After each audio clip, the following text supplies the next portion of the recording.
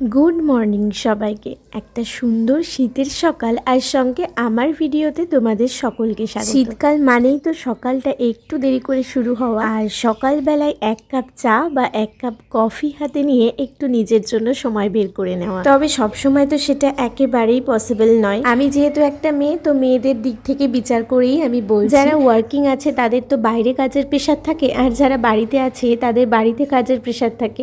তো সব কিছু মিলিয়ে একটু সময় বের করে নেওয়া যেন মেয়েদের জন্য ভীষণই টাফ। তবে হ্যাঁ, ছেলেদেরও প্রায় ওই একই অবস্থা। বর্তমানে জীবনটা এতটাই বিজি হয়ে গিয়েছে, শুধু আমার আপনার বলে নয়, প্রত্যেকেরই বোধহয় সেই একই অবস্থা, যে একটু নিজের জন্য সময় বের করা, ফ্যামিলির সাথে টাইম স্পেন্ড করা, এগুলো খুবই টাফ ব্যাপার আজকের যুগে দাঁড়িয়ে। তবে হ্যাঁ, তার মধ্যেও আমাদেরকে সুখ খুঁজে নিতে হবে, কারণ জীবনটা তো খুবই ক্ষুদ্র। তো অনেক কথাই বলে ফেললাম, চলো আজ আমি কি করছি শেয়ার করি। সকালবেলাতে একটু চা না খেলে তো হয় না। এখন যেহেতু শীতকাল, একটু দেরি হয়ে যাচ্ছে ঘুম থেকে উঠতে, তাই তাড়াতাড়ি করে আমি সকালের রান্নাটা গুছিয়ে নেওয়ার সাথে সাথে আমি এদিকে চাটাও করে একটু চায়ের সাথে বাদাম বিস্কুট খেতে ইচ্ছে করলো, তাই জন্য দীপ্তকে বলাই ও এনে দিয়েছিল। এদিকে আমি সকালে বানাচ্ছিলাম গোলা রুটি।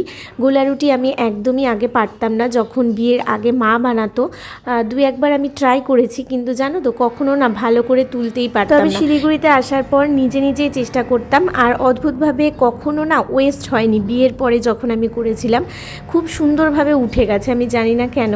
তো এখন খুব ভালোভাবেই আমি করতে পারি। আটা নিয়েছিলাম আর তার মধ্যে একটু লবণ দিয়ে ওটাকে ভালো করে গুলে নিয়েছিলাম।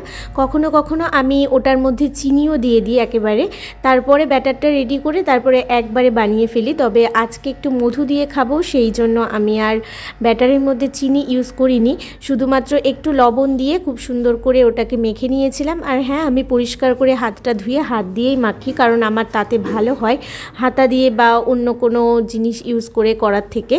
তো আমি সেইভাবেই করেছিলাম, আর এইভাবে হাতা দিয়ে দিয়ে আস্তে আস্তে করে ছড়িয়ে দিয়েছিলাম, সুন্দরভাবে উঠেও গিয়েছিল। গোলা রুটি অনেকে অনেক রকমভাবে বানিয়ে থাকে, অনেকে ডিমও ইউজ করে আমি দেখেছি, তবে আমি কখনো ডিম দিয়ে করিনি। ইচ্ছে আছে একবার করে দেখার। দেখো তোমরা কত সুন্দর উঠে গেল। আর এই তো আমার গোলা রুটি পুরোপুরি রেডি।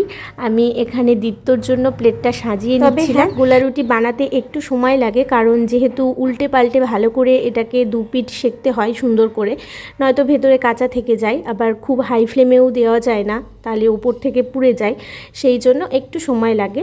তবে দেখো কত সুন্দরভাবে আমি এটাকে প্লেটিং করেছি, আর একটু মধুও দিয়ে নিয়েছি। তোমরা একবার এইভাবে গোলা রুটি বানিয়ে মধু দিয়ে কিন্তু ট্রাই করতে পারো। তো আজকের মতো টাটা, দেখা হচ্ছে পরবর্তী কোনো ভিডিওতে।